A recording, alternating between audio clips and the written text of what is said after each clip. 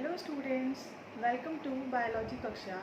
मेरा नाम आरती वेस्ट है और इससे पहले वाली वीडियो में आपने देखा होगा जिसमें NCERT science chapter 1 nutrition in plants का पार्ट 1 मैंने एक्सप्लेन किया था। आई होप आपको चैप्टर अच्छे से कंप्लीट समझ आ गया होगा जितना भी मैंने आपको पढ़ाया है, और जितना भी मैंने अंडरलाइन करके हाईलाइट किया था वो बहुत इम्पॉर्टेंट है। वो आपके स्कूल में क्वेश्चंस में पूछा जाएगा, पक्की बात है। सो जितने भी हाईलाइटेड पॉइंट्स हैं वो आपको अच्छे से नोट्स तैयार करने हैं। और देन आज हम पार्ट 2 उसका कंटिन्यू करेंगे, और फिर उसके बाद जब चैप्टर कंप्लीट हो जाएगा मैं आपको पूरी एनसीईआरटी की एक्सरसाइज भी करवाऊँगी। Question number 1 to question number last तक सारे एक्सप्लेन किए जाएंगे, MCQ, fill in the blanks. तो अगर आप मेरे चैनल पे नए हैं तो चैनल को ज़रूर सब्सक्राइब कीजिए ताकि आपको अच्छी एजुकेशन मिले। तो चलिए सेकंड पार्ट आज स्टार्ट करते हैं, न्यूट्रिशन इन प्लांट्स का। स्टूडेंट्स, कल हमने साइंस का चैप्टर 1 न्यूट्रिशन इन प्लांट्स का पार्ट 1 कंप्लीट किया था, जिसमें हमने देखा था कि न्यूट्रिएंट्स क्या होते हैं और मोड ऑफ न्यूट्रिशन क्या होता है प्लांट्स का, ऑटोट्रॉपिक, हेटरोट्रॉपिक, प्लांट्स अपना खाना कैसे बनाते हैं, फोटोसिंथेसिस की हेल्प से बनाते हैं। सो हम कहाँ तक कंप्लीट किया था, हमने स्टोमेटा पढ़ लिया था, देन हम यहाँ तक पहुँचे हुए थे। सो उससे पहले ये ब्लू वाले बॉक्स को भी कवर करना ज़रूरी है, कल हमने ये रह गया था हमारा। सो सबसे पहले इस ब्लू बॉक्स को कवर करते हैं। सो सेल क्या होता है, क्या आपको पता है सेल क्या होता है? सेल सबसे ज़्यादा इम्पॉर्टेंट चीज़ है हमारे लिए, लिविंग थिंग्स के लिए। जितने भी लिविंग ऑर्गेनिजम्स हैं, लिविंग ऑर्गेनिजम्स में क्या क्या आते हैं बताइएगा आप? Humans, animals, plants, insects. तो ये सब क्या है? ये सब लिविंग थिंग्स हैं, लिविंग ऑर्गेनिजम्स हैं। तो ये किससे मिलकर बनते हैं? तो ये सेल्स से मिलके बनते हैं। तो सेल सबसे ज़्यादा इम्पॉर्टेंट है हमारे लिए। तो देखिए, इसे थोड़ा पढ़ते हैं। You have seen that buildings are made of bricks। हमने ये देखा है कि जो बिल्डिंग्स होती है वो किससे बनती है? ब्रिक्स से बनती है। ब्रिक्स मतलब कि ईंटों से बनती है। जैसे कि आपका घर है, वो घर किससे बना है? उसकी बेसिक यूनिट क्या है? वो क्या है? ब्रिक्स हैं। वैसे ही जो हमारी बॉडी है उसकी भी कोई यूनिट है, स्मॉलेस्ट यूनिट है जिससे ये बॉडी बनी है। जैसे पूरा घर थोड़े थोड़े ईंट मिल करके पूरा एक घर बना लेते हैं, वैसे ही जो हमारी बॉडी में क्या होते हैं? सेल्स होते हैं। ये सेल्स, जब बहुत सारे सेल्स मिल करके क्या बनाते हैं? एक लिविंग ऑर्गेनिज्म बनाते हैं। सो देखिए आगे, similarly the body of living organisms are made of tiny units called cells. तो जैसे कि घर छोटे छोटे यूनिट ब्रिक्स से बनते हैं, तो उसी तरीके से यहाँ क्या लिखा हुआ है कि जो लिविंग ऑर्गेनिज्म की बॉडी है वो भी टाइनी यूनिट्स से बनी होती है, जिसको हम सेल कहते हैं। तो ये बहुत ज़्यादा इंपॉर्टेंट है, ये तो 100% आता है कि व्हाट इज़ सेल। तो आपको इतना पता होना चाहिए सेल क्या है। तो bodies of living organisms are made of tiny units. जो छोटी छोटी यूनिट्स से हमारी बॉडी बनी हुई है उसको सेल कहते हैं। Cell can be seen only under the microscope. हम इसको नेकेड आई से नहीं देख सकते। जैसे हम नॉर्मली ये पेन, इस मार्कर को देख पा रहे हैं, इस बुक को देख पा रहे हैं, इस सेल को हम ऐसे नहीं देख सकते। इसको देखने के लिए हमें माइक्रोस्कोप की ज़रूरत पड़ती है, क्योंकि ये बहुत माइन्यूट होता है, एकदम बहुत छोटा होता है, हम इसको ऐसे नहीं देख सकते। तो यहाँ यही लिखा हुआ है, cells can be seen only under the microscope. Some organisms are made of only one cells. और कुछ ऑर्गेनिजम्स ऐसे होते हैं कि जो सिर्फ एक सेल से बने होते हैं, और कुछ ऐसे होते हैं जो बहुत सारे सेल से मिलके बने होते हैं। तो बताइए, आप एक सेल से मिलके बने हैं या बहुत सारे सेल से मिलके बने हैं? आपको पता है इस बारे में? The cell is enclosed by a thin outer boundary called cell membrane. फिर जैसे जो सेल होता है उसके बाहर से भी एक आउटर कवरिंग होती है, जिसको क्या कहते हैं? सेल मेम्ब्रेन कहते हैं। तो ये भी बहुत इंपॉर्टेंट है। What is cell membrane? Cell membrane is that membrane which enclose the cell. उसकी आउटर बाउंड्री को सेल मेम्ब्रेन कहते हैं। तो ये भी आपको पता होना चाहिए। The cell is enclose by the thin outer body boundary called cell membrane. Most cells have distinct centrally located spherical structure called nucleus. और जो सेल होता है उसके अंदर एक स्फेरिकल स्ट्रक्चर होता है। स्फेरिकल मतलब सर्कल टाइप का। जैसे देखो यहाँ सेल का यहाँ स्ट्रक्चर दिया हुआ है आपको, ये सेल बने हुए हैं, और सेल के बाहर से ये देखिए, ये जो लाइनिंग टाइप की है, इस लाइनिंग को कहते हैं सेल मेम्ब्रेन। देखिए यहाँ लिखा हुआ है, ये जो आउटर लाइनिंग है ना, इसको सेल मेम्ब्रेन कहते हैं। फिर उसके बाद लिखा हुआ है कि इसके सेंटर में, इसके बीच में स्फेरिकल स्ट्रक्चर टाइप का है। वो स्फेरिकल स्ट्रक्चर ये हैं, देखिए यहाँ दिख रहा है 1 2 3 4, ये सारे ये अलग अलग सेल्स हैं, इनके अंदर ये स्फेरिकल स्ट्रक्चर दिख रहा है। इसको क्या कहते हैं? न्यूक्लियस कहते हैं। ठीक है, तो व्हाट इज़ न्यूक्लियस कहा जाएगा, तो ये भी आपको पता होना चाहिए। ये जितनी भी चीज़ें हैं बहुत ज़्यादा इंपॉर्टेंट है, आपको पता होनी चाहिए। The nucleus is surrounded by a jelly like substance called cytoplasm. अब ये जो न्यूक्लियस है इसके अंदर भी देखिए, अब ये डॉट डॉट से दिख रहे हैं ना आपको, तो इसको क्या कहेंगे हम? Jelly like structure. ये मतलब एक जैसे जेली खाते हैं ना आप, वैसी लिक्विड टाइप का होता है। तो ये लिक्विड को क्या कहते हैं? साइटोप्लाज्म कहते हैं। तो ये जितनी भी अंडरलाइन चीज़ें हैं बोल्ड लेटर में लिखी हुई, बिल्कुल आपको पता होना चाहिए। साइटोप्लाज्म किसे कहते हैं, न्यूक्लियस किसे कहते हैं, सेल किसे कहते हैं और सेल मेम्ब्रेन किसे कहते हैं। देन इसके बाद हम पढ़ेंगे जहाँ हमने लास्ट कल एंड किया हुआ था। तो कल हमने देखा था कि स्टोमेटा क्या होते हैं। स्टोमेटा लीव्स में छोटे छोटे पोर्स होते हैं जिनकी हेल्प से फोटोसिंथेसिस की प्रोसेस कंप्लीट होती है। फिर हमने देखा था कि जो वाटर और मिनरल्स हैं वो कैसे ट्रांसपोर्ट होते हैं, किसकी हेल्प से होते हैं? रूट की हेल्प से होते हैं to the leaves by vessels. Root में क्या होती हैं? वेसल्स होती हैं जो कि पाइप की तरह होती है। जैसे पानी भरा जाता है ना पाइप से, वैसे ही रूट्स में भी, स्टेम में भी, ब्रांचेस में भी पाइप टाइप के होते हैं जिनको वेसल्स कहते हैं। और इन वेसल्स की हेल्प से ये जो वाटर और मिनरल्स है ये लीव्स तक पहुंचता है। They form a continuous path. ये कल हम कंप्लीट कर चुके थे कि एक पाथ टाइप का बनाते हैं जिसकी हेल्प से वाटर लीव्स तक पहुंचता है। ये हमने कल कंप्लीट कर लिया था। अब देखिए यहाँ पहेली को कुछ कन्फ्यूज़न है, देखते हैं पहेली को क्या कन्फ्यूज़न हुआ है। Paheli want to know what is so special about the leaves that they can synthesise food but other part of plants can not. ये बहुत इंपॉर्टेंट है, ये मैंने आपको कल ही बता दिया है। ये पहेली पूछ रही है कि लीव्स के पास ऐसा स्पेशल क्या है, लीव्स के पास ऐसा स्पेशल क्या है कि वो खाना बना सकता है लेकिन बाकी के जो पार्ट्स है प्लांट के वो खाना नहीं बना सकते।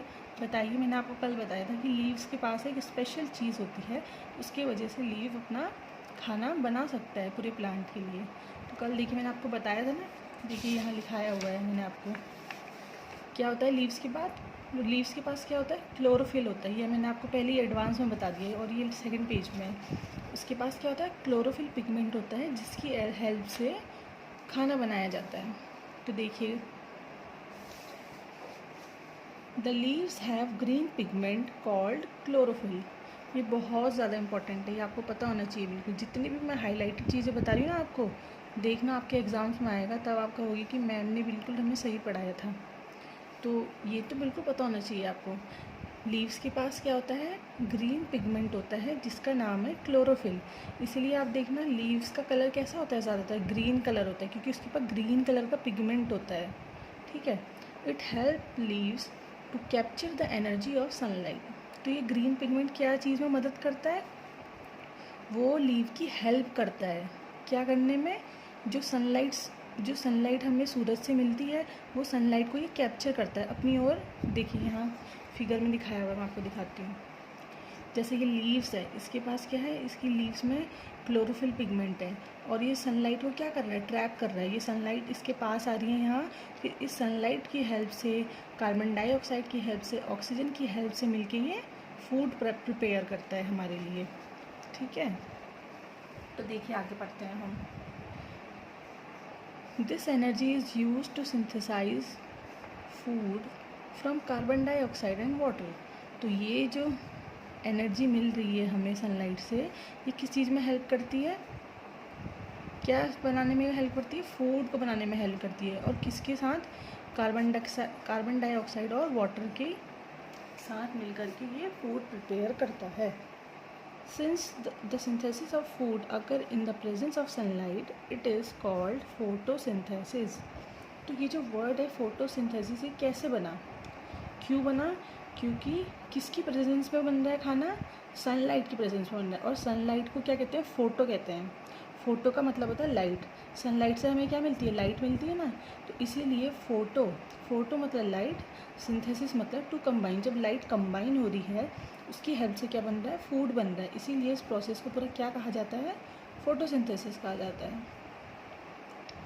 समझ में आया आपको? Synthesis of food occur in the presence of sunlight, इसीलिए इसको फोटोसिंथेसिस कहा जाता है। So we find that chlorophyll, sunlight, carbon dioxide, water are necessary to carry out the process of photosynthesis. तो ये क्वेश्चन आ सकता है, which are the important factors for photosynthesis, कि किसकी हेल्प से फोटोसिंथेसिस की प्रोसेस होती है। तो आपको कहाँ से लेके कहाँ तक आंसर याद होना चाहिए, क्लोरोफिल से लेके यहाँ तक आपको पता होना चाहिए कि क्या क्या ज़रूरी होता है फोटोसिंथेसिस के लिए। एक तो क्लोरोफिल होना चाहिए, सनलाइट होनी चाहिए, कार्बन डाइऑक्साइड होनी चाहिए और वाटर होना चाहिए। जब ये सारी चीज़ें होंगी तो फोटोसिंथेसिस की प्रोसेस कंप्लीट हो जाएगी।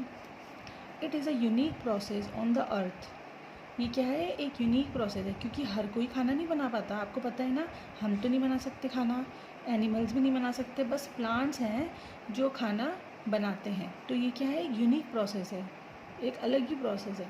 The solar energy is captured by leave and stored in plants in the form of food. तो ये जो प्लांट्स हैं ये क्या करते हैं, सोलर एनर्जी क्या है जो हमें सन से मिल रही है, सोलर एनर्जी को कैप्चर करते हैं और क्या करते हैं, स्टोर कर देते हैं प्लांट में, किसकी फॉर्म में, फूड की फॉर्म में, एनर्जी को फूड की फॉर्म में कन्वर्ट कर देते हैं। तो इससे हमें क्या पता चलता है, thus sun is the ultimate source of energy for all the living organism. तो इसका मतलब हमें क्या पता चल रहा है कि सन क्या है, एक अल्टीमेट सोर्स है, यही सबसे बड़ा सोर्स है जिससे हमें एनर्जी मिल रही है हम सबको। तो ये पॉइंट आप बिल्कुल मत भूलना गलती से भी। ये क्वेश्चन आएगा, what is the ultimate source of energy, तो आपका आंसर क्या होगा, sun is the ultimate source of energy for the living organism. क्योंकि अगर सन ही नहीं होगा तो खाना कैसे बनेगा, इसीलिए सन ही असली एनर्जी का सोर्स है हमारी। देखिए आगे पढ़ेंगे अब।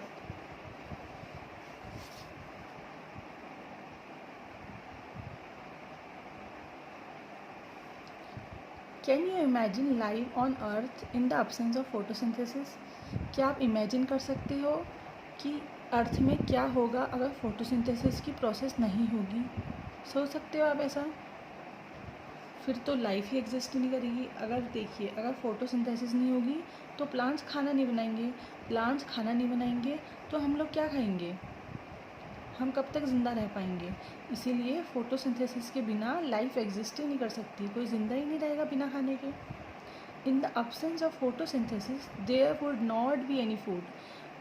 फोटोसिंथेसिस अगर नहीं होगा तो कोई भी खाना नहीं होगा हमारे पास, there would not be any food. The survival of almost all living organism directly और indirectly depend upon the food made by the plants. तो जो हमारा सर्वाइवल है, जो हमारा जीने का सर्वाइवल है, जो हम जी रहे हैं, किसके ऊपर डिपेंडेंट है हम, डायरेक्टली और इनडायरेक्टली तो हम प्लांट पे डिपेंडेंट हैं। हम क्या खाते हैं, हम रोटी खाते हैं, सब्जी खाते हैं, चावल खाते हैं, वो सब हमें कहाँ से मिल रहा है, प्लांट्स से मिल रहा है। मिल रहा है, नहीं मिल रहा है। तो अगर प्लांट ही नहीं होंगे तो हम कैसे जिएंगे। इसीलिए हमारा जो सर्वाइवल है वो किस पे डिपेंडेंट है, प्लांट्स पे डिपेंडेंट है। Besides oxygen which is essential for survival. Oxygen के अलावा और क्या इम्पोर्टेंट है हमारे सर्वाइवल के लिए। Survival of all organism is produce during photosynthesis. तो ऑक्सीजन के अलावा जो हमारे लिए ज़रूरी है वो हमें कहाँ से मिलता है, फोटोसिंथेसिस से मिलता है। ठीक है। इन the absence of photosynthesis life would be impossible on the earth. अगर फोटोसिंथेसिस नहीं होगा तो जो लाइफ है अर्थ में वो इम्पॉसिबल है। देखो यहाँ लिखा हुआ है बुक में भी, जो मैंने आपको बताया कि बिना फोटोसिंथेसिस के कोई जी नहीं सकता। अब कुछ ब्लू बॉक्स में है, ये भी इम्पॉर्टेंट है, इसको भी देख लीजिए। Besides leave, photosynthesis also takes place in other green part of the plant. जैसे कि मैंने आपको अभी तक बताया था कि जो प्लांट का लीव वाला एरिया है यही फोटोसिंथेसिस करता है, लेकिन कुछ और भी ऐसे पार्ट हैं जो फोटोसिंथेसिस करते हैं, जैसे कि ग्रीन स्टेम, ये भी फोटोसिंथेसिस करता है। ग्रीन ब्रांचेस, ये भी फोटोसिंथेसिस करते हैं। The desert plants have skills, जैसे आपने रेगिस्तान में देखा होगा, डेजर्ट में देखा होगा कैक्टस का पेड़ होता है जिसमें कांटे होते हैं, स्केल्स होते हैं, वो भी फोटोसिंथेसिस करते हैं। The desert plant have scales और spine like leave to reduce loss of water by transpiration. तो उनके देखना कैक्टस में कांटे लगे होते हैं ऐसे ऐसे ऐसे। तो वो कांटे क्यों लगे होते हैं? ताकि पानी का कम लॉस हो, क्योंकि वहाँ पानी की वैसी ही कमी होती है। अगर वहाँ फिर जो प्लांट है वो भी पानी का लॉस करेगा तो फिर वो प्लांट तो ऐसे ही डेड हो जाएगा। इसीलिए उनके स्केल्स होते हैं, कांटे टाइप के होते हैं, जिससे कि उनके जो लीव्स हैं वो कम पानी को ट्रांसपिरेशन करें। ठीक है, ये इंपॉर्टेंट चीज़ है। These plants have green stem which carry out photosynthesis। तो इनके स्टेम में क्या होता है? ग्रीन स्टेम होता है, तो उससे क्या होता है, ये फोटोसिंथेसिस कर सकते हैं। तो इससे ये पता चलता है कि सबसे मेन चीज़ क्या है फोटोसिंथेसिस के लिए, कि क्या होना चाहिए? ग्रीन पिगमेंट होना चाहिए, क्लोरोफिल होना चाहिए। जितना भी पार्ट ग्रीन होगा, जैसे लीव्स ग्रीन है, स्टेम ग्रीन होगा, ठीक है, और ब्रांचेस ग्रीन होगी, तो वो भी फोटोसिंथेसिस कर सकती है क्योंकि उसमें ग्रीन पिगमेंट क्लोरोफिल प्रेजेंट होगा। ठीक है, ये चीज़ आपको, ये बॉक्स जो ब्लू बॉक्स में, ये बिल्कुल अच्छे से पता होना चाहिए। अब हम देखेंगे आगे।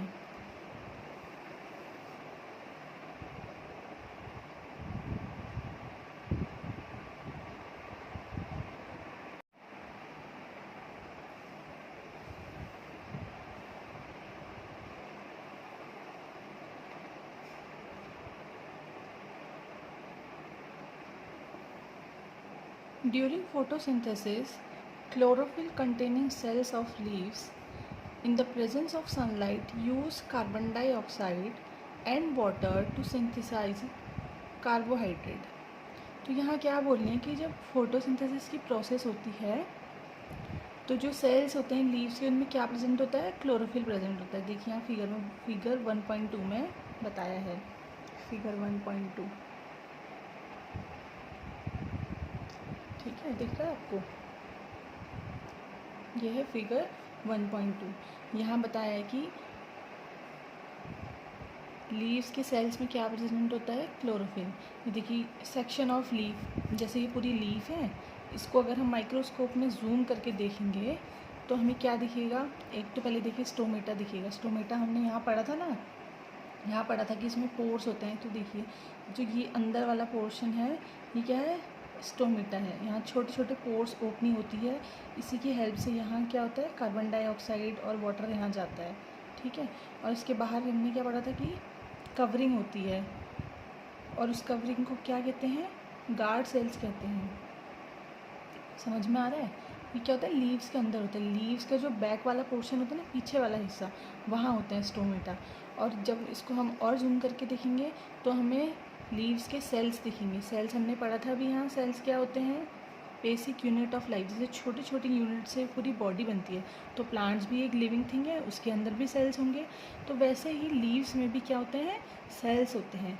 तो उन सेल्स के अंदर ही क्लोरोफिल का ग्रीन पिगमेंट प्रेजेंट होता है। देखो ग्रीन ग्रीन है ना, ग्रीन ग्रीन, तो ये क्लोरोफिल है। तो यहाँ यही लिखा हुआ है, during photosynthesis chlorophyll containing cells of leave in the presence of sunlight. और फोटोसिंथेसिस के टाइम पे सनलाइट तो ज़रूरी है, तो सनलाइट की प्रेजेंस में कार्बन डाइऑक्साइड और वाटर की हेल्प से क्या होता है? फूड बनता है। और फूड कौन सी फॉर्म में होता है?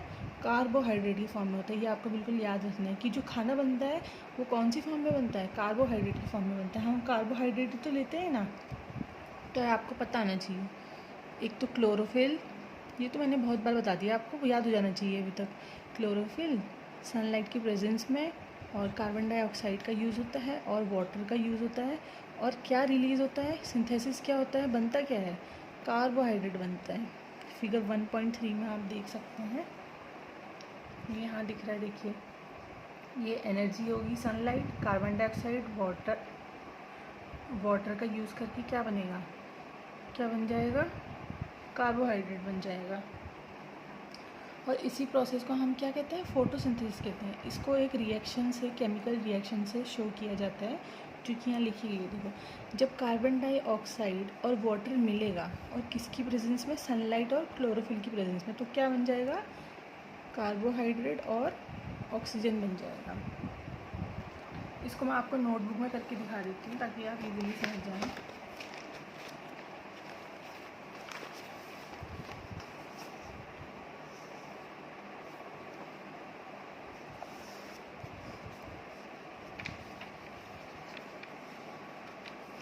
कार्बन डाइऑक्साइड को शॉर्ट में क्या लिखते हैं, देखिए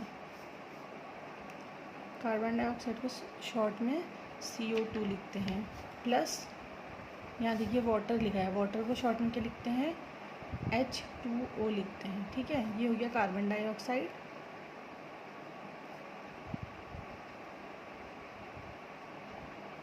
ये हो गया आपका वाटर। ठीक है, ये वाला वाटर हो गया। और किसकी प्रेजेंस में गिव्स ऑफ, इसे गिव्स ऑफ का साइन कहते हैं, किसकी प्रेजेंस में, सनलाइट। तो यहाँ सनलाइट लिखेंगे।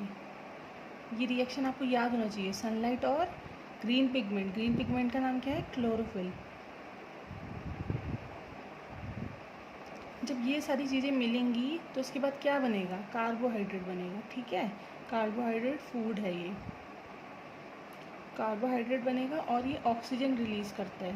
जो ऑक्सीजन हम एटमॉस्फेयर से लेते हैं ना, वो फोटोसिंथेसिस से ही रिलीज़ होती है। उसको फिर हम जब हम सांस लेते हैं, इसी ऑक्सीजन को हम लेते हैं। ठीक है, तो कार्बोहाइड्रेट का केमिकल फार्मूला होता है C6H12O6। ठीक है, अगर आपको ये केमिकल फार्मूला याद नहीं होंगे तो आप ऐसे भी याद कर सकते हैं, carbon dioxide plus water gives off sunlight and chlorophyll, और क्या बनेगा, carbohydrate plus oxygen.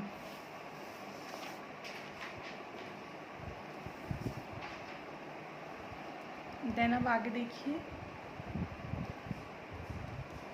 During the process oxygen is release. तो हमने अभी देखा, जब ये फोटोसिंथेसिस की प्रोसेस होती है तो ऑक्सीजन रिलीज होती है। The presence of starch in leaves indicate the occurrence of photosynthesis. तो जो लीव्स में प्रेजेंस होती है स्टार्च कार्बोहाइड्रेट ही होता है, फूड ही होता है। तो इससे क्या पता चलता है कि लीव्स में अगर स्टार्च प्रेजेंट है, इसका मतलब फोटोसिंथेसिस की प्रोसेस चल रही है। ठीक है, starch is also a carbohydrate. Starch भी क्या होता है, कार्बोहाइड्रेट होता है। पोटैटो खाया होगा ना आपने, पोटैटो में क्या होता है, स्टार्च प्रेजेंट होता है, तो वो क्या है, एक फूड है। अब आगे देखिए, बूजो का कुछ कन्फ्यूज़न दूर करते हैं। Boojho has observed some plants with deep red, violet और ब्राउन लीव्स। तो बूजो ये कह रहा है कि मैंने तो कुछ ऐसे प्लांट्स देखे हैं जिनकी जो लीव्स हैं, जिनकी जो पत्तियां हैं वो डीप रेड कलर की होती हैं, वॉयलेट कलर की होती हैं, मतलब पर्पल कलर की होती हैं, और ब्राउन कलर की होती हैं। तो अभी आप मैम ने तो बताया था कि ग्रीन कलर की लीव्स में ही फोटोसिंथेसिस होता है, तो फिर इनमें क्या होता है, बूजो ये सोच रहा है।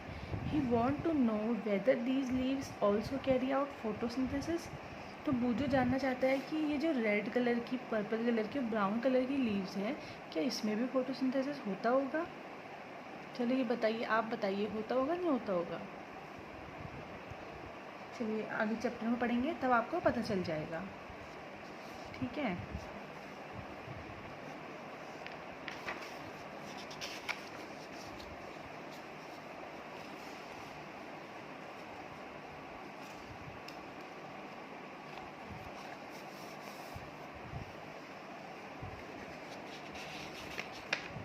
ये एक्टिविटी भी करानी है आपको। चलिए फिर एक्टिविटी भी देख लीजिए पहले।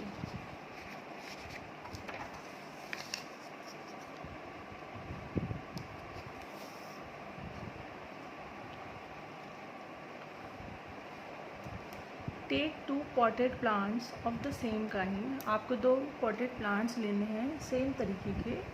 Keep one in the dark और in the black box for 72 hours. तो जो 2 प्लांट्स लेंगे आप, उसमें से एक को क्या करना है, किसी डार्क एरिया में रख देना है, ऐसी जगह पे जहाँ उस पर सनलाइट ना पड़े। कितनी देर के लिए, 72 आवर्स के लिए। ठीक है, और दूसरे वाले को सनलाइट पर रख देना है। एक को धूप में रखना है और एक को कमरे में रखना है जहाँ बिल्कुल रोशनी ना हो। उसके बाद देखते हैं फिर क्या करना है।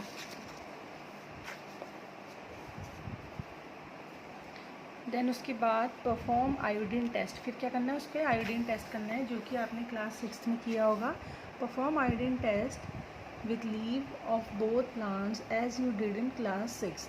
Record your result. फिर अपने रिजल्ट को रिकॉर्ड करना है, ये करके देखिएगा आप घर पे। ठीक है, now leave the pot which was earlier kept in dark in a sunlight. फिर जब आप उस पर आयोडीन टेस्ट कर लेंगे, उसको फिर क्या करना है, जो आपने अंधेरे पे रखा हुआ था डार्क में, उसको फिर आपने सनलाइट में रख देना है 3-4 दिन के लिए। And perform the iodine test again on its leave. फिर दोबारा उस पर आयोडीन टेस्ट का एक्सपेरिमेंट करना है। Record your observation in your notebook. फिर क्या नतीजा निकल के आया वो आपको अपनी नोटबुक पे रिकॉर्ड करना है। तो आप ये एक्सपेरिमेंट करके देखिएगा, फिर मुझे बताइएगा कमेंट बॉक्स पे कि वो लीव का कलर कैसा आया, कि क्या रिज़ल्ट निकल के आया, ठीक है। और प्लीज़ आप वीडियो में कमेंट ज़रूर कीजिएगा, तभी मुझे पता चलेगा कि आपको कितना समझ में आ रहा है और आपको क्या क्या पढ़ना है। अगर आपको कोई और चैप्टर भी पढ़ने हैं तो आप मुझे कमेंट बॉक्स में बताइएगा, मैं आपको वो चैप्टर भी पढ़ाऊँगी, ठीक है। अब आगे देखते हैं। The leaves other than green also have chlorophyll. तो जो ग्रीन कलर के अलावा क्लोरोफिल होती है, जो ग्रीन कलर के अलावा लीव्स होती हैं उनमें भी क्लोरोफिल प्रेजेंट होता है। आप ये मत सोचिएगा कि ये रेड कलर की है, ये ब्राउन कलर की, तो इसमें क्लोरोफिल नहीं होगा, ऐसा नहीं होता है। उनमें भी क्लोरोफिल होता है, लेकिन जो उनका बाकी का रेड ब्राउन कलर पिगमेंट है वो ज़्यादा डार्क होता है, तो वो ग्रीन वाले को मास्क कर देता है, उसके कलर को रोक देता है। The large amount of red brown and other pigment mask the green colour. तो इनका क्या होता है, रेड कलर का अमाउंट ज़्यादा हो जाता है तो वो ग्रीन वाले को मास्क कर देता है, मतलब उसके कलर को दबा देता है। जैसे कि अगर आप देखिएगा दो कलर जब आप मिक्स करते हो, जैसे मान लो आप ब्लैक और वाइट कलर को मिक्स करेंगे, तो कौन सा वाला कलर नज़र आएगा, जो ज़्यादा डार्क होगा वही तो आएगा ना, ब्लैक कलर तो नज़र आएगा, वाइट वाले को ब्लैक वाला क्या कर देगा, मास्क कर देगा। तो वैसे ही इनमें भी होता है। Photosynthesis takes place in these leaves also. तो जो रेड ग्रीन और जो पूछ रहा था ना कि उसमें होगी या नहीं होगी, तो रेड ग्रीन और जो ब्राउन लीव्स हैं उनमें भी फोटोसिंथेसिस की प्रोसेस होती है, ठीक है। तो आज हमने कहाँ तक पढ़ लिया, ये कंप्लीट कर चुके हैं हम, ये कंप्लीट कर चुके हैं और यहाँ तक कंप्लीट कर चुके हैं।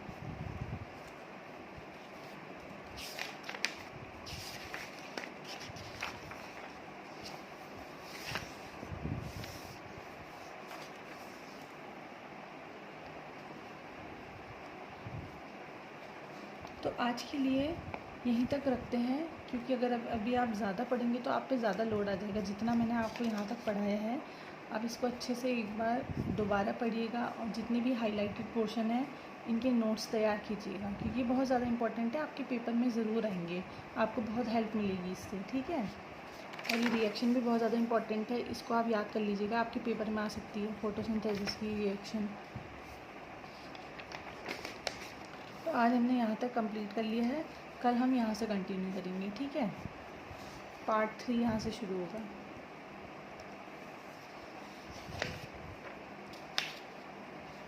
सो आज की वीडियो का एंड यहीं करते हैं। आई होप आपको मेरी ये क्लास पसंद आई होगी। बच्चों आप प्लीज़ कमेंट बॉक्स में बताइएगा कि आपको क्लास कैसी लग रही है, कितना समझ आ रहा है, ताकि मैं आपको कुछ और न्यू तरीके से पढ़ा सकूं, ठीक है। और अगर आप कोई और चैप्टर पढ़ना चाहते हैं, कोई और क्लास के स्टूडेंट हैं, तो कमेंट बॉक्स में मुझे बताइएगा, तो मैं नेक्स्ट टाइम से दूसरी क्लासेस की भी वीडियोस बनाना शुरू करूँगी। तो आज के लिए बस इतना ही। Thank you for watching and channel को सब्सक्राइब ज़रूर कीजिएगा।